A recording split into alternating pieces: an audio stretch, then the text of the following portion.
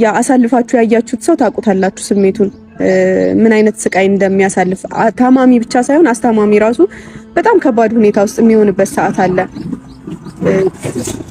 ብቻ ሆስፒታል ማደር በራሱ በቃ ለአስታማሚ በጣም ከባድ ነገር ነው። በእርግጥ እሱንም ብለው ሊሆን ይችላል እረዳቸዋለሁ ሂጂ ያሉኝ እኔም ሌላ በሽታ እንዳልይዝ ወይ እንዳልታመም ቅዝቃዜ ምናምን ስላለ ለዛ ብለው ሊሆን ይችላል። ግን ብሩኬን እንደዛ ሳላየው በማደሬ ደግሞ በጣም እንትን አለኝ። ምናልባት በቃ ምን አገባሽ ላይ ብለሽዋል ምናምን ልትሉ ትችላላችሁ። ማንኛውም ሰው የሚያስበው ስለሆነ አይደለም እናንተ ይቅርና የቅርብ እዚህ በአካል አብረን በእለት እለት የምንገናኝ ሰዎች ራሱ የሚወቅሱኝ ሰዓት አለ። ማለት በቃ ላይ ብለሽዋል አይደለ ምን አገባሽ ምናምን። ግን አይደለም የተለያችሁ ሰው በስቃይ እንዲያሳልፍ ትመኛላችሁ ወይም ደስታችሁ ነው ማለት አይደለም። በቃ ይብቃ። ጋሽዬ ጋር እንሂድና ከዚህ በላይ ካወራው እናንተንም አስደብራችኋለሁ።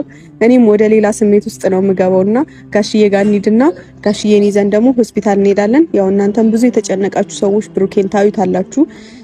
ደና ሆኖ በደንብ ደና ሆኖ እንደማገኘው ተስፋ አደርጋለሁ። ያው እኔም ስላላየሁት እንዲህ ብዬ መናገር አሁን አልቻልኩም። በስልክ የተነገረኝን ብቻ ደና ነው ብዬ አምኜ ለእናንተም ደና ነው ብዬ ማስተላለፍ አልፈለኩም። ምክንያቱም ያው እኔም አድርጌው አውቃለሁ። ሆስፒታል ሰው ሳስታምም እንዳይጨነቅ ብዬ የደወለልኝ ሰው ደና ነው ብዬ አውቃለሁ። ግን ያው ሄዶ ማየትን የመሰለ ነገር የለም። እንሂድና ጋሽዬም ያው ከሚወቅሰኝ እሱንም እናሳየዋለን። ሚላይ ነገር ካለም እንግዲህ በጸጋ እቀበላለሁ። ያው ጋሽዬ እንግዲህ መቼም ዝም አይልም ብቻ